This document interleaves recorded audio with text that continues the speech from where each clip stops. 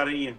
और अब कोशिशों के साथ साथ ये कह दिया गया है कि 2 महीने में 75% तक गाजा पर हम कब्जा कर लेंगे, यानी ये बहुत बड़ा ऐलान है। अच्छा अजय, इससे पहले हमने देखा है कि कुछ लोग, जो कुछ सिविलियंस हैं, वो हमास का समर्थन करते हुए नजर आए, लेकिन कुछ ऐसे हैं जिन्हें जो समर्थन नहीं कर रहे हैं, लेकिन पिस तो वो भी रहे हैं इस तरह के अटैक्स में, नुकसान तो वो भी झेल रहे हैं।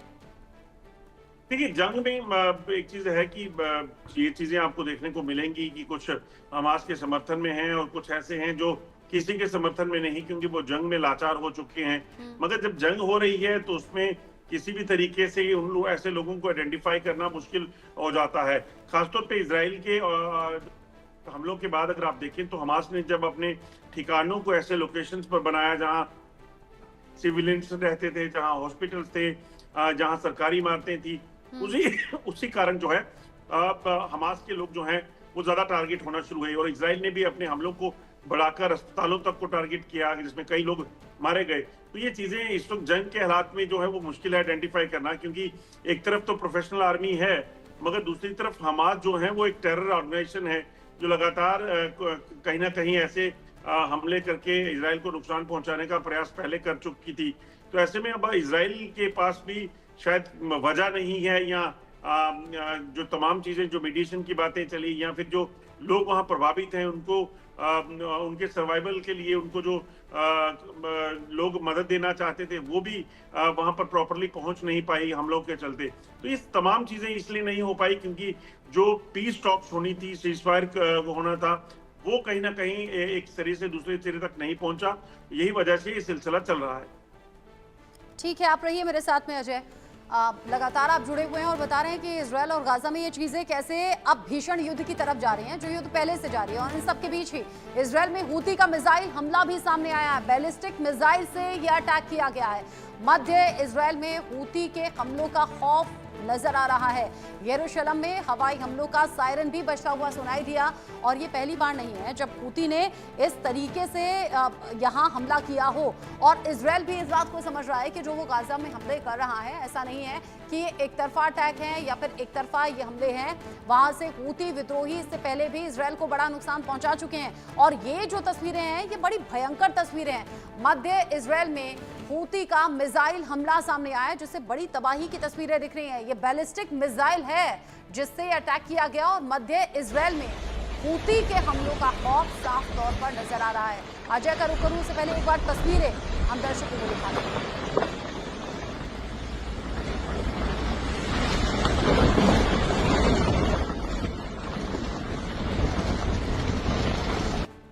बैलिस्टिक मिसाइल से हमला किया गया है। हूती विद्रोहियों के जरिए ये हमला सामने आया है। मेरे साथ में अजय जुड़े हुए हैं। अजय, बैलिस्टिक मिसाइल से जो तबाही मध्य इजरायल में सामने आई है, उसकी तस्वीरें बड़ी खौफनाक हैं। क्या बेंजामिन नेतन्याहू अपना प्लान कुछ चेंज कर सकते हैं? क्या कुछ कदम पीछे हट सकते हैं? देखिए, जो जानकारी मिल रही है, जब हूती विद्रोहियों ने यरूशलेम पे हमला किया है उसके बाद ही इजराइल ने अपने हमलों को तेज किया है, क्योंकि जो सेंट्रल इजराइल है वहां पर टारगेट करके वहां नुकसान पहुंचाने का जो प्रयास किया गया था, उसके बाद जो है वो नेतन्याहू ने आईडीएफ के जरिए जो है ये हमलों को तेज किया और उसी के वजह से कई लोग जो है वो जख्मी हुए हैं। और ये सिलसिला, क्योंकि जैसा हम पहले बात कर रहे थे कि गाजा पर इजराइल का जो कब्जा है उसको लेकर वो आगे बढ़ रहे हैं, मगर इसी बीच हमास के जो समर्थक हैं, चाहे वो हूती विद्रोहियों की बात की जाए या बाकियों की बात की जाए, वो उनको समर्थन तरह तरह से अलग अलग तरीकों से करने का प्रयास कर रहे हैं। मगर इजराइल पहले गाजा पर कब्जा करना चाहता है, उसके बाद वो बाकी जो कंट्रीज इस वक्त हमास के समर्थन में है उनको भी जो है वो नहीं बख्शने वाले हैं। उस पर भी कार्रवाई जो है वो देखी जा सकती है। इस हमले में सेंट्रल इजराइल में जो हमला हुआ है यरूशलेम में, उसमें अगर आप देखें तो एक बड़ा भयानक धमाका हुआ। उसके कारण तमाम आसपास की बिल्डिंग्स में आग लग गई और तबाही का मंजर जो है वो देखा जा सकता है। इसी के बाद जो है इजराइल ने, आईडीएफ ने जो है वो 200 से ज्यादा ड्रोन और मिसाइल अटैक जो है वो गाजा पट्टी पर किए हैं, जिसमें कई लोग जो है वो जख्मी हैं।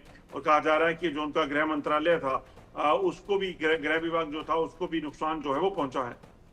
बड़ा नुकसान है और नुकसान का अंदाजा इन तस्वीरों को देखकर ही लगा सकते हैं कि कैसे बैलिस्टिक मिसाइल ने बड़ी तबाही, यहाँ पर बड़ा विस्फोट है, आग की लपटें उठती हुई दिख रही हैं। मध्य इजराइल में बताया जा रहा है कि हमला किया गया है और हूती विद्रोही इससे पहले भी इजराइल को बड़ा नुकसान पहुंचा चुके हैं। अजय, ऐसे में अगर इजराइल, हालांकि आप बता रहे हैं कि हूती विद्रोहियों के इस हमले के बाद ही इजराइल ने गाजा में हमले तेज किए हैं, फिर तो ये स्थिति और ज्यादा भीषण हो जाएगी। ना हूती पीछे हटेगा, ना आईडीएफ पीछे हटेगा। देखिए, हूती विद्रोही जो हैं वो दरअसल हमास को मदद करने के लिए आप देखें तो काफी बार जो है इजराइल को निशाना बनाने की कोशिश कर चुके हैं, नुकसान उन्होंने किया भी है। तो ऐसे में कहीं ना कहीं इजराइल की जवाबी कार्रवाइयां भी हुई हैं, वो हुतियों के खिलाफ भी चल रही हैं और हमास के खिलाफ भी चल रही हैं। जो पहली जो प्रयास है इजराइल के, नेतन्याहू के, वो हैं कि किसी भी तरीके से वो गाजा पर कब्जा कर लें, क्योंकि गाजा में गाजा को खाली छोड़ना जो है, फिर वहां पर एक बार फिर से हमास का रिवाइवल होने की जो है आशंका बनी रहती है। तो इसी के चलते जो है ये फैसला किया गया है और उसी फैसले के चलते जो है कहीं ना कहीं गाजा पर ग्राउंड इन्वेजन यानी कि ग्राउंड फोर्सेस जो हैं उनको भी आगे बढ़ाया जा रहा है। और इस बीच जब हुतियों ने हमला किया है, उसको लेकर जवाबी कार्रवाई का सिलसिला भी शुरू हो गया है। माना ही जा रहा है कि अब हुतियों को भी बचकर रहना होगा और अगले 24 घंटे में इजराइल जो है वो हुती विद्रोहियों को टारगेट करने की तमाम कोशिशें करेगा। ठीक है, नजर आप बनाए रखिएगा अजय जांडियाल। ये जो टकराव है ये और